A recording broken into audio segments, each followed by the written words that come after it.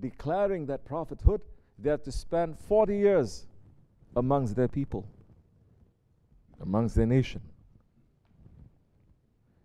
Not just for people to know them, the prophets, but for the prophets to know the people. Once you reach the age of 40 years old, the man's vision completely changes. Especially before this age of Dajjal and Fitna. Now, 40 years old, he still thinks he's 16 years old. 60 years old, they still think they're 16. They're still looking, but in the old days is what? 1,000 years ago? No, 100 years ago. 40 years old, especially in Islam, Holy Prophet ﷺ is saying, be careful. If your good deeds are not more than your bad deeds by the age of 40 years old, I'm paraphrasing, you're in big trouble. But what does that mean? That means, I'm saying this because I'm asking you a very simple question. We're saying this, Bismillah ar-Rahman. We're asking permission from them to speak, of course, to send something. Because we're saying, sometimes the simplest things, it is the most difficult to answer and to explain. Isn't it? What is more simple than La ilaha illallah? Nothing. But it is endless in its oceans of meaning. It's endless. But even that La ilaha illallah, that is the most simple thing, it is revolutionary. Holy Prophet ﷺ came to say La ilaha illallah, and they all opposed him. Especially when he says Muhammad Rasulullah. Oh, then they get even more upset with him. But before that, before he reached the age of prophethood, he was living with them. What was he doing? He was understanding them. What were they doing? They were loving him. El-Amin. One of his other names is As-Siddiq.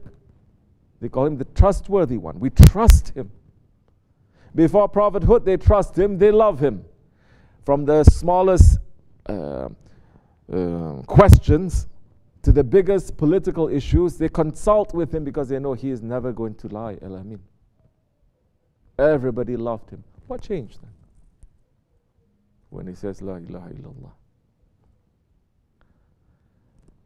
But he spent 40 years understanding. If you don't understand the people that are around you,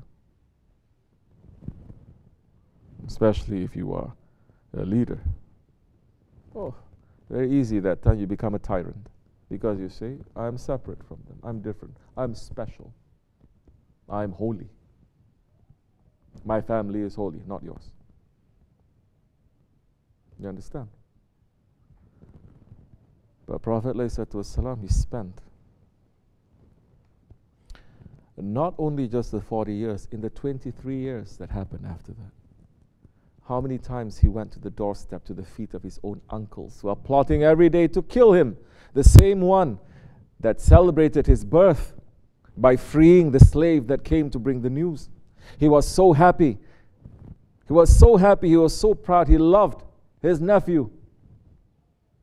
What happened? He became one of his greatest enemies.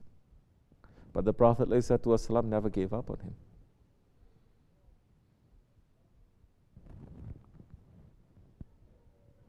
Once there was a man. He hated the Prophet ﷺ so much, astaghfirullah, hasha. Every day he would collect all the garbage and he would dump it in front of the Prophet's doorstep. So that when he opens the door, Prophet is going to step into the garbage. Every day without fail. Prophet ﷺ did not open his hands. Understand, Rahmatal lil Alamin, the mercy of the universes. He never opened his hand to punish his nation. Never. All earlier prophets, they did. He never. Because he is the prophet of intercession.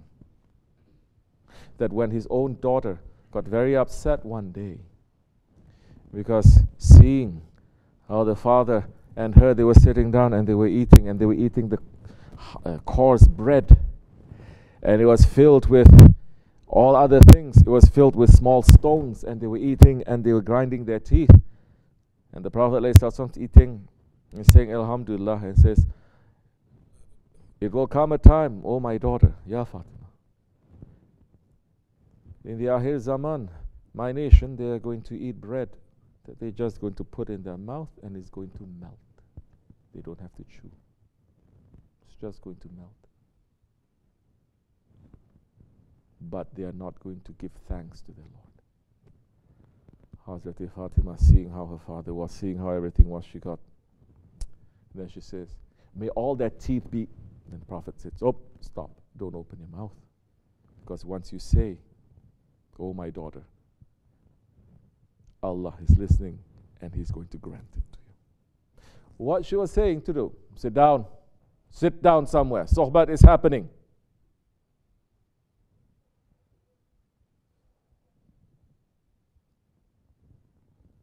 What she was saying, may all their teeth be rotten.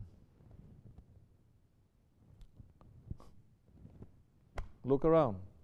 Who doesn't have rotten teeth, especially in the first world? Eating everything, not giving thanks. Understanding the words of the Ahlul Bayt. Understanding the words of the Holy Prophet ﷺ. Cursing the nation. Do you ever hear the Prophet ﷺ cursing his own uncles? Do you ever? Abu Lahab. Allah gave him that name. He has a different name. He's pulling fire to himself. That's why I say he's the father of the fire. His other uncle, Abu Jahil, the father of ignorance. He had a different name. Allah gave him that name. Ever the Prophet ﷺ was cursing at them. Something to think about in these days of extreme emotion. So this man, he put garbage in front of the Prophet ﷺ's doorstep every single day. One day the Prophet ﷺ opened his door, he didn't see any garbage. Called his Sahabis and say, check up on that man. He didn't put garbage in front of my door today. He must be sick. If he is sick, I must go to visit him. Prophet went. He visited him. This man looking, he started melting his heart. He said, all my life I'm making it so difficult for you. And one day I made it easy for you, and you came to pray for me, to ask me how I am. What a ignorant, what an evil person that I am. How is the faith not going to enter the heart then? It's going to enter into the heart. The man woke up. The Prophet ﷺ knows his nation. Not just the people in his generation, he knows his nation. He knows his nation from that time until Judgment Day. He knows his nation. He knows us. He knows you, he knows you, he knows you, he knows me, he knows everyone here. Better than we know ourselves. And he loves us. Allah subhanahu wa ta'ala is saying, here I am. Especially on holy nights, he's saying, here I am. What do you think the Holy Prophet ﷺ, when we call him, he's going to say? Here I am.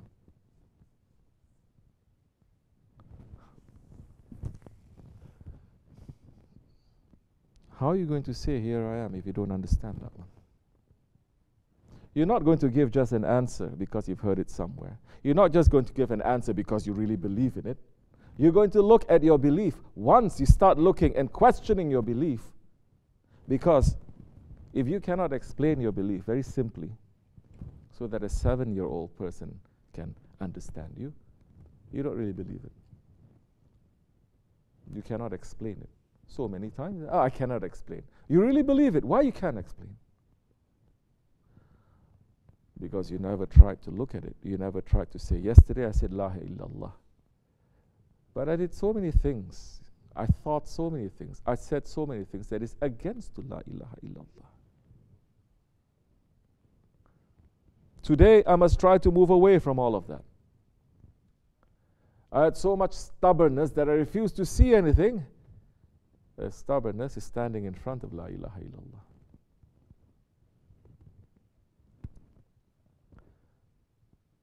Now, if you don't try to understand, how can you give?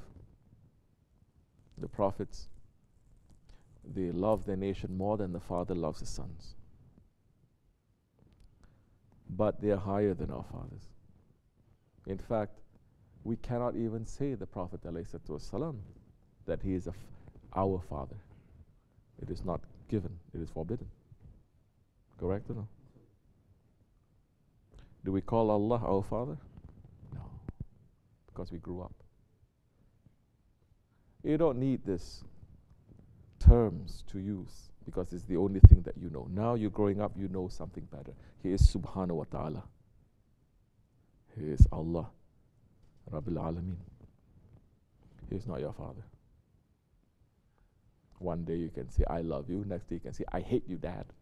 No. And the Prophet ﷺ showing us,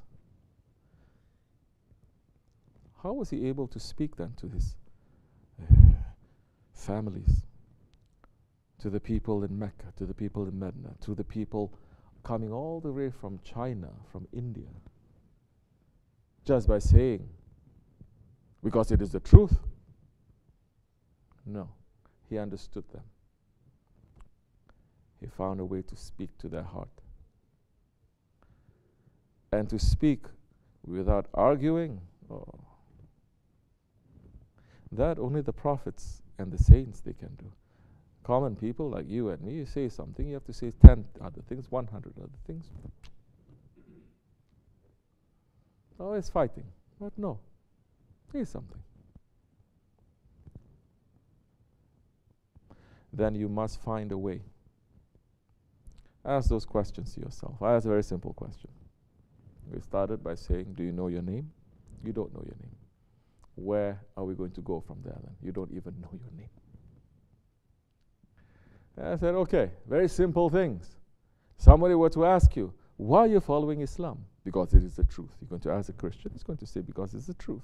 Because Christ said, I'm the way, I'm the truth, and I'm the light. The one who follows me follows the Father. Something like that. So many other people are going to say, but the ayat is inna dina indallah al-Islam. So how are we going to say? Why are you following that? Then you have to speak very simple, very honestly. What, by being a Muslim, what kind of a Muslim you are. So many people saying Islam is the truth. Of course it is. But they're following the truth. But we look, they're not truthful people.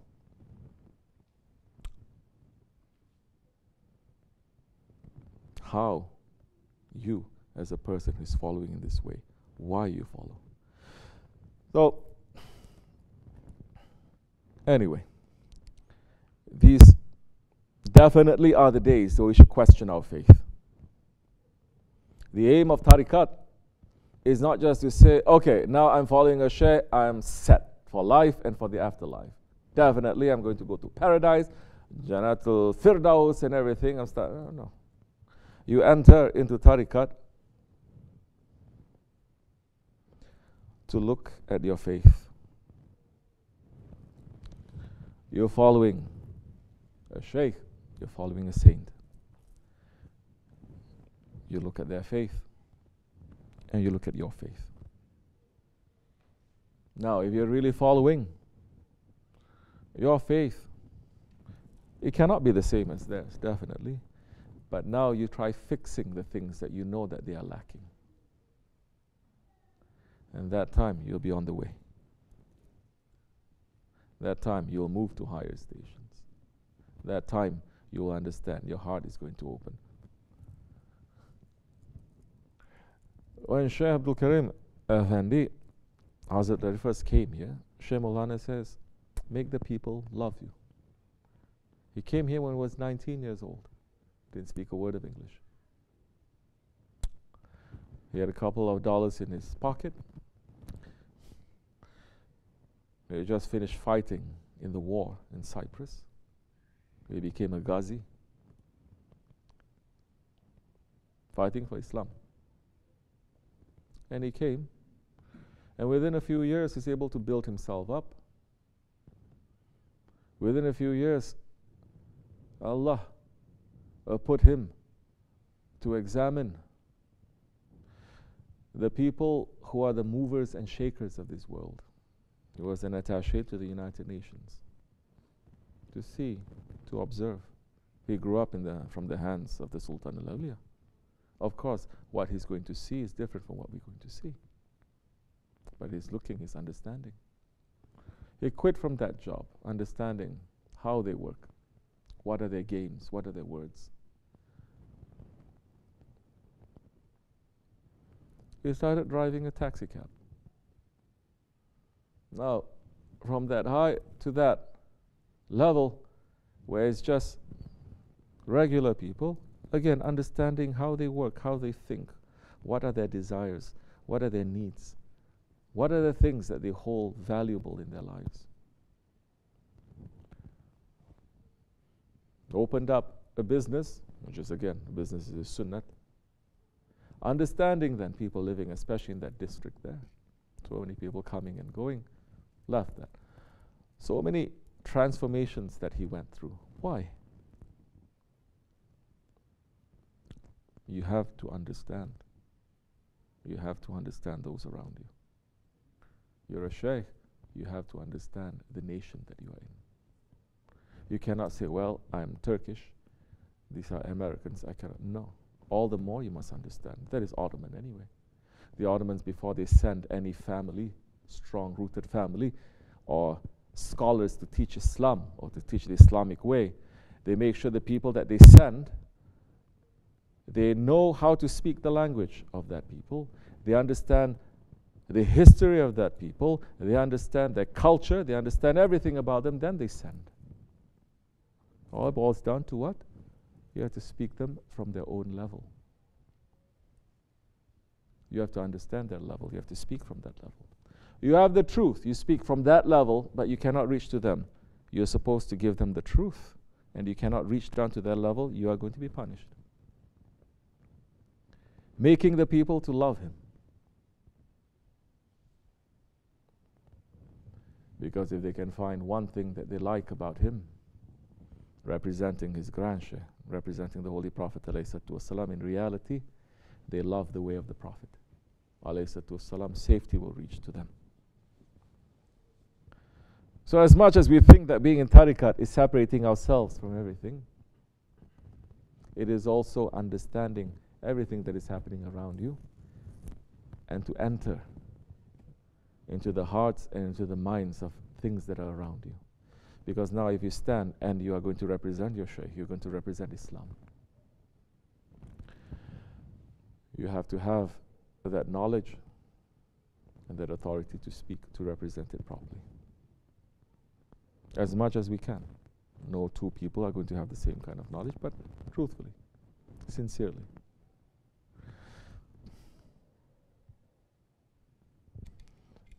Inshallah, we'll speak more later. This much is enough for now. Wa min Allahu tawfiq. Al-Fatiha.